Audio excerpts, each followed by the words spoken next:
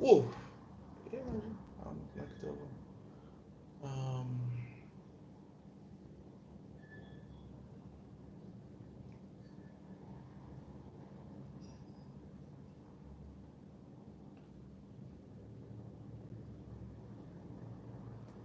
let's get that started. Alrighty.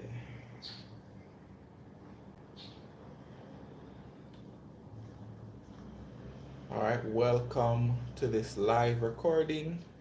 I do these lives once per week to get into the meat of the matter when it comes to helping athletes and people who are trying to become more athletic to get a better experience and get better results from their strength training. All right. Today's training is called 5 things every athlete should include in their training. And I'm not going for the typical easy to remember things. I'm going more in depth in the things that most people omit from their training, the thing that most people will not remember to do, right? Or not pay enough attention to. So these are the 5 things people from my 25 years of coaching that people don't pay enough attention to doing in their training. And this goes for beginner athletes, experienced athletes, people in between, in intermediate stages. I've coached every level from primary school, which is kids from the age of 6 to 12, high school, which is age from like about 11 to about 18, 19, and at the collegiate level. And this is the amalgamated, this is the combined list of things that most athletes will neglect to do, and it will hold them back from becoming the best athlete they could possibly become. All right. Number one, unilateral movements. Now, most athletes, once they start going inside the gym, in fact, even when they're doing their bodyweight exercises, everybody will remember the bilateral movements. The bilateral movements, for the sake of definition, those are the movements that involve both limbs, either both upper body, being both arms, or both legs moving at the same time. So, for example, in terms of movement, a push up would be a bilateral movement because both arms are working at the same time. Now, when it comes to the leg movements, your squats would be a bilateral leg movement. Your leg extensions, if both legs are underneath the machine and working at the same time, that would be a bilateral movement. Your deadlifts would be a bilateral movement.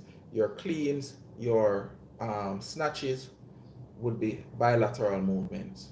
All right, your upright rows, if it's any movement that's done with a barbell in your hand, like one straight stick or two dumbbells moving at the, sorry, no, yeah, right. So one barbell moving in the hand, that's a bilateral movement. What we wanted to do is to go into training more unilateral movements, or make sure that some of your training is done using unilateral movements.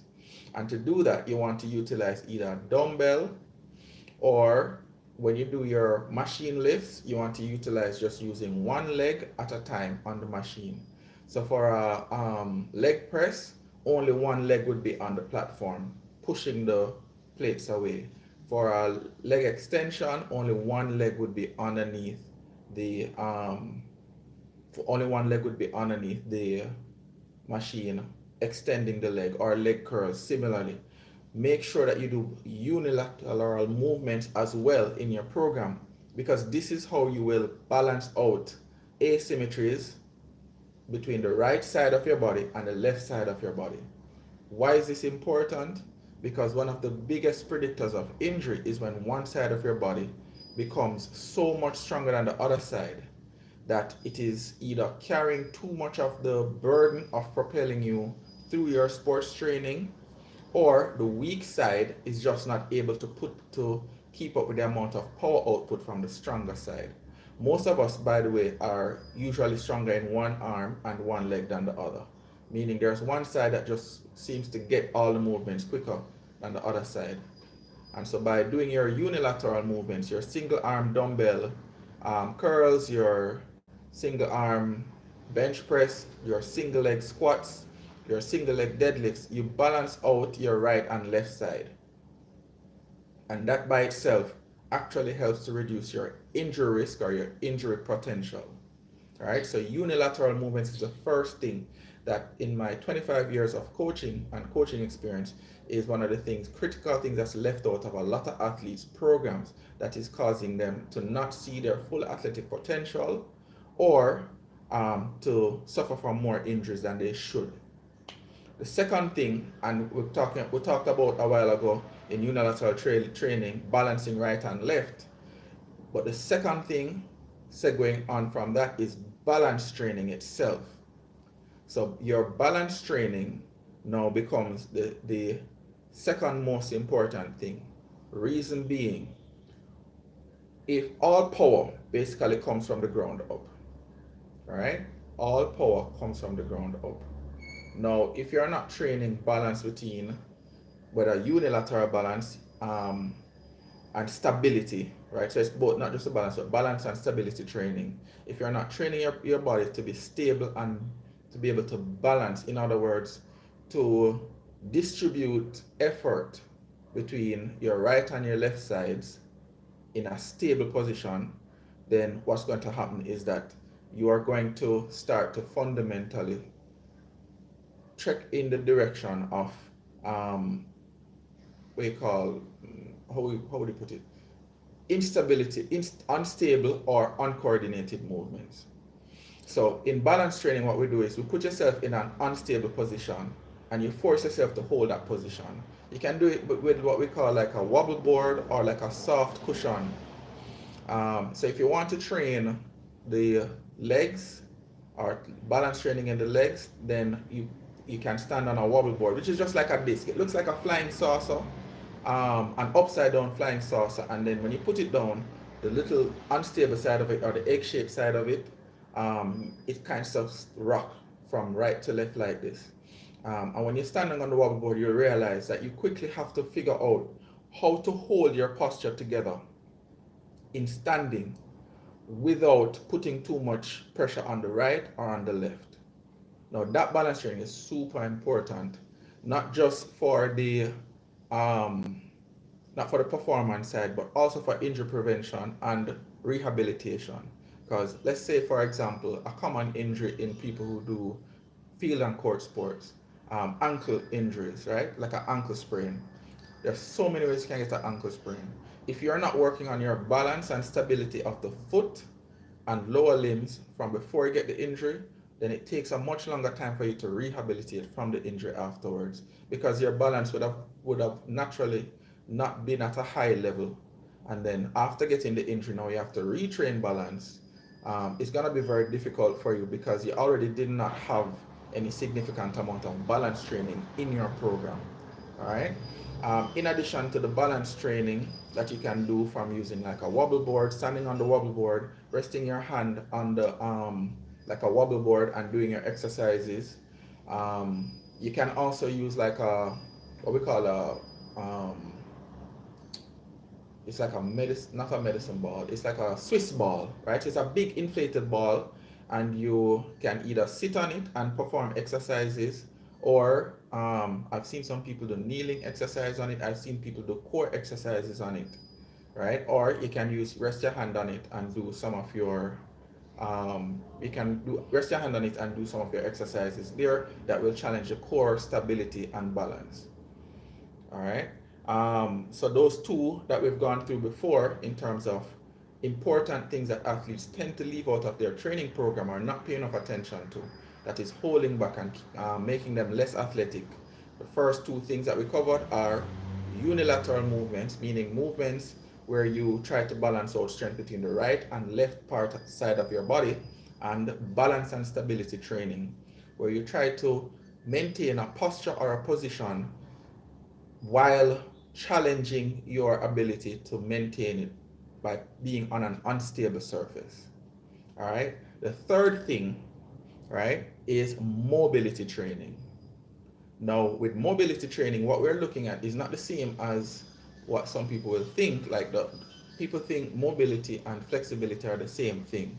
No, flexibility is completely different from mobility, in that flexibility challenges your body's ability to maintain a lengthened muscle stretch for a period of time.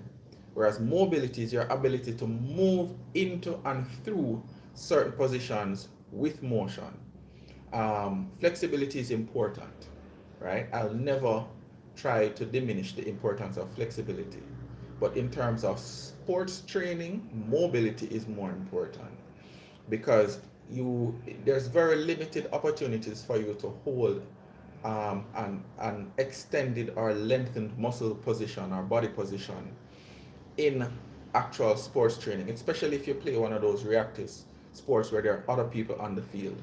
There's very limited need for you to be able to hold those extended positions, but you need to be able to move fluently and quickly through certain positions. Like, for example, in sprinting, sprinters have to be able to drive their knee forward and upwards with the by flexing at the hip while maintaining a foot that is dorsiflexed with the heel up. Now, that sounds very, very complicated, but this is stuff that they do in training all the time for it to become easier.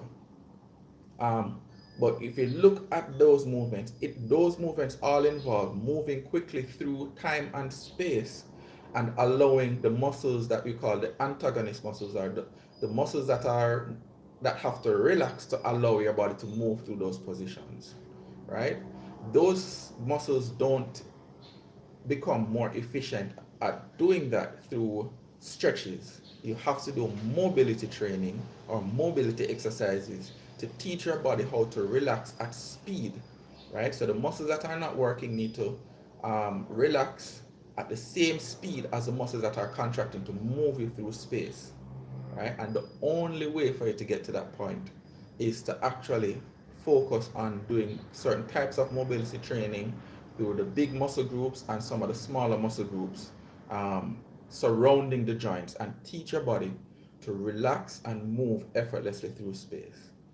All right, so we're down to the first 3 important types of training that most athletes are either not paying enough attention to or not doing at all, and it is hampering their progress.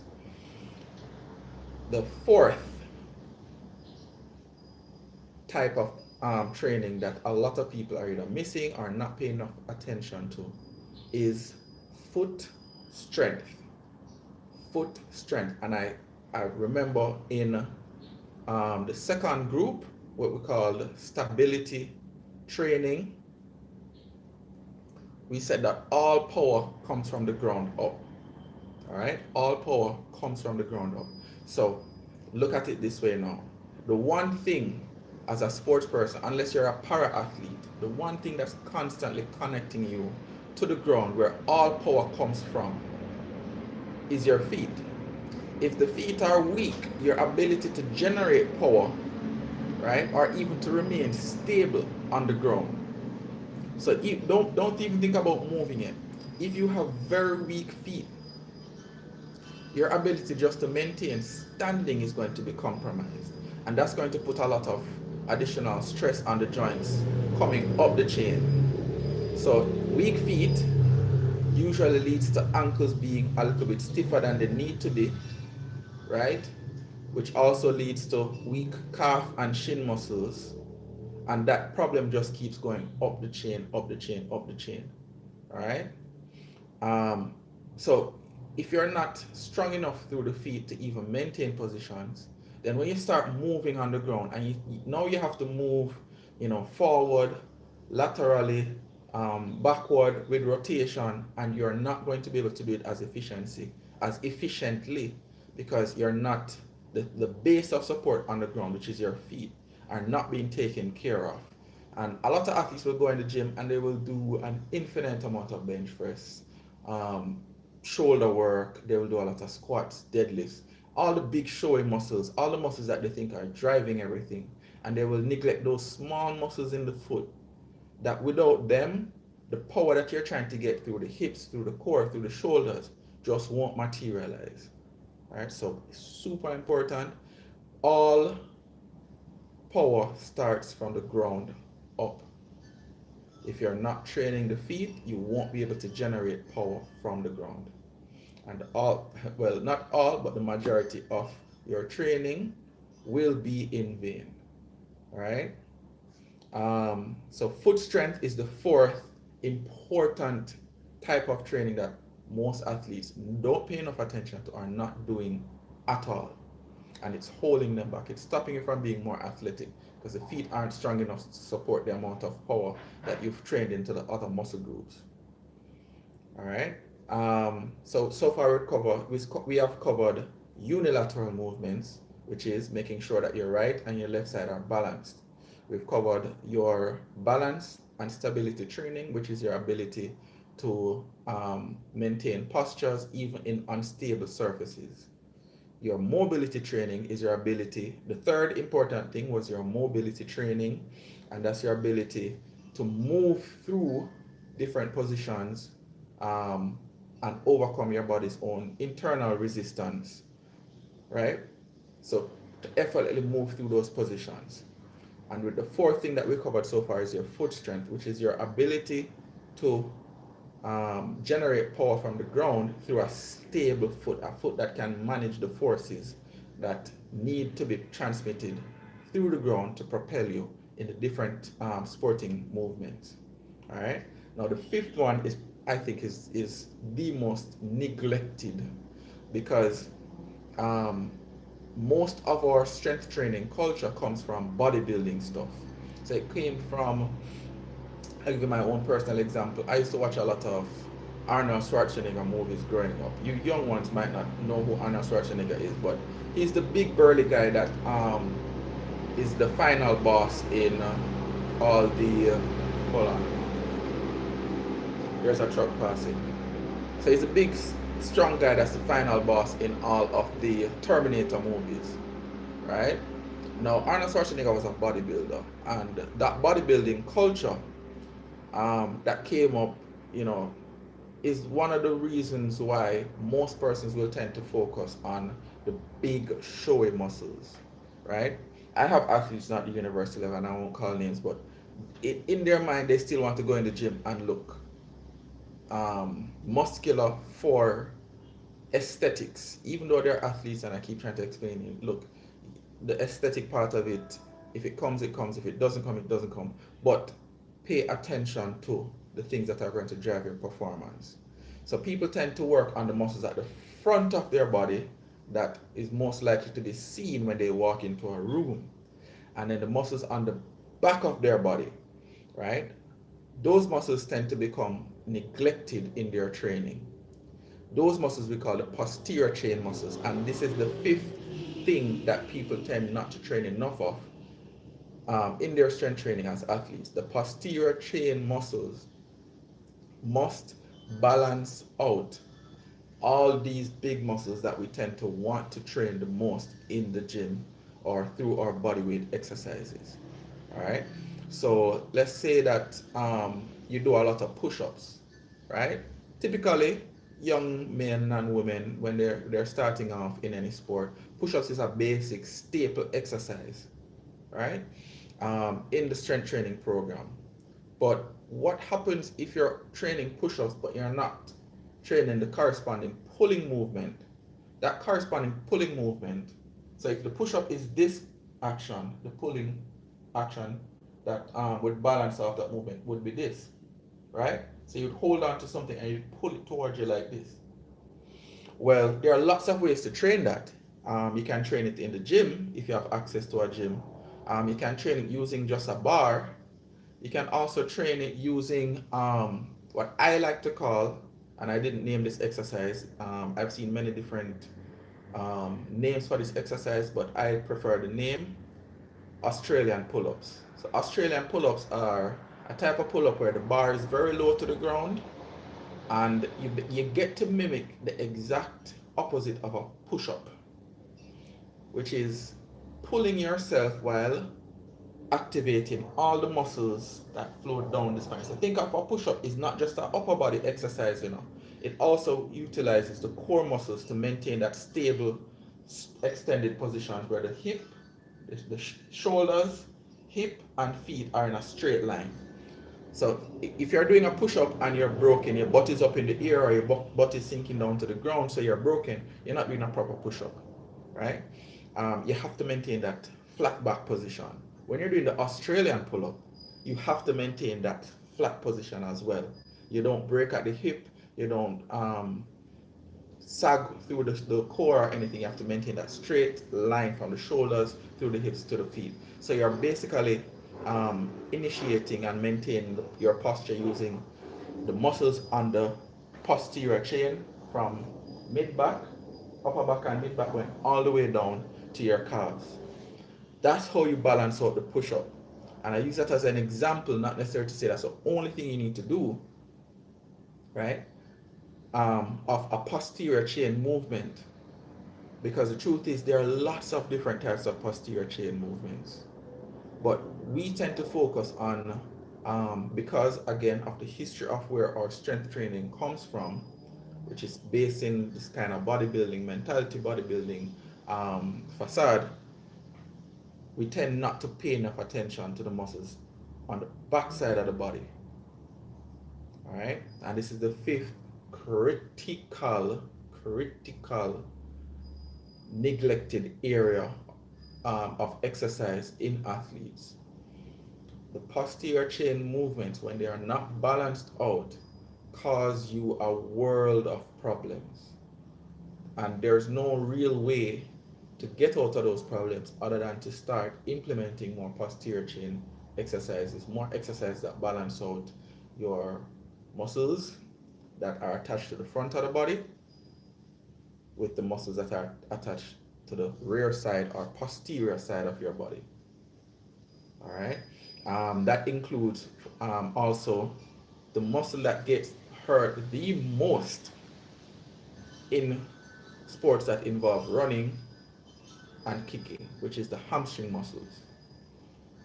All right. It includes your glutes. So it's not just the back muscles, but it includes your hamstrings, your glutes, your calves. And the glutes is not one muscle. There is glute major, there is piriformis, there's glute minor, there's glute intermedius. There is about 3 or 4 of them. Your hamstring muscle is not one muscle. All right, it's four different muscles, right, that you need to train, and you need to train through, not just trying to train them individually like a bodybuilder would, but train them through movement. All right. Now, to tie everything back in, the posterior chain is one of those key things that if you figure out how to balance that with all the other typically more respected and more acknowledged types of exercises, will propel you forward, like propel you ahead of the rest of your competitors. All right. So the posterior chain muscles must be trained unilaterally, meaning you must train the right and left side as well. So you must train using dumbbells, you must train using kettlebells, you must train using unilateral movements. You must train the stability of those muscles, the ability of those muscles to hold you or to hold on to certain end positions. You must train the mobility of those movements and those muscles, meaning you must train the ability to move through different planes of motion, not just forward and backward. So it's not just about pulling, it's also about rotation, right? It's also about moving in space through movements. Okay, so this is a pushing movement, this is a pulling movement, right? We can also move laterally. I'm going to move laterally to my left. So you have to move laterally, train to move to my right laterally again. But there's also rotations, all right? So in your mobility training for the posterior chain, learn how to move through rotations using the muscles on the posterior chain. All right, so this is a rotation, right? That's one axis. There's also a rotation through this axis, all right, which is the frontal plane. All right, so it is forward, backward, laterally, and with rotation through these planes. All right, also rotation through that plane. All right. So in tying all of this together, the posterior chain, unilateral movements, balance and stability training, mobility training, foot strength, and posterior train muscles need to be trained more. I've seen a lot of different strength programs. I remember when I was in high school, I used to subscribe to men's health, fitness, bodybuilding magazines, because that's when I picked up strength training. I picked up strength training as a track and field athlete in high school. And I always realized that, you know, it always seemed as though people wanted to get bigger and seem more muscular, as in bulky, but the athletic part of that training never happened, you know. And remember, the gym is like a lab. So if in your lab, in your training lab, you're always just moving in a particular way, but when you go out to perform your sport, it involves you moving in 3 dimensions with no bench behind you or in front of you to stabilize you. Um, no pin to put the bar back on after you finish squatting, or cleaning, or snatching, or then what happens is your movement in the lab that you're hoping, or your training in the lab that you're hoping is going to transfer over to your actual competition environment is not going to be as much as you want it to be. And I've seen and read a lot of um, articles and books on transfer of training. And let me tell you, you would be surprised how many exercises that are done in strength training programs have no transference to even basic things like running and sprinting. Like no transference whatsoever. And yet people spend hours and hours and hours of training time on those exercises when I'm not saying to eliminate them, right? So they're doing some construction on the road. So I'm not saying to eliminate the other forms of training. What I'm saying is to balance these things out and to be patient, because yes, actually let me end on this note, right? Yes, you can get a lot of immediate quick improvement just by focusing on a few things, the few things that most people will remember to pay attention to or have been biased to pay attention to. So you can get a lot of improvement from those.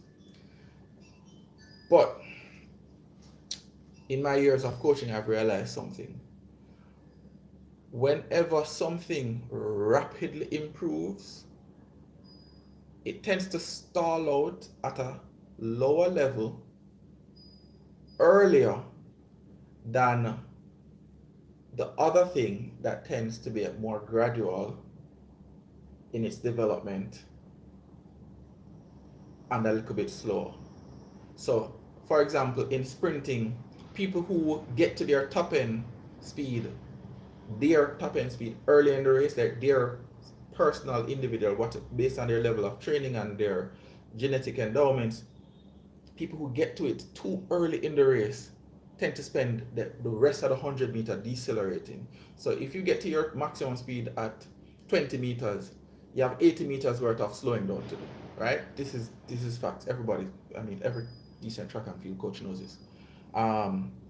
But if you are able to delay and stay in acceleration through 30 meters, 40 meters, 50 meters, right? Sometimes even 60 meters, then you'll end up with 2 consecutive segments of fast, like absolute really, really fast speed. And you'll end up with a way faster time than somebody who was spinning their wheels early in the 100-meter race, trying to get to their top speed too soon and not putting enough effort into building momentum. So persons who, not just persons, but this is a generalization of that concept. When you are more gradual in your development and your progression, you tend to be able to get further and maintain it for longer than persons who are rushing through the phases and focusing on the easy things, right? the things that are easy to accomplish. So yes, focus on those 5 things. I hope you guys have been taking notes. If you have any suggestions on any future live training that you'd like to see me go through, then put them in the comments, and I will most certainly look into it and get to them. All right. Until our next live training, which should be next week, I think next week Tuesday. All right. I will see you in the comment section.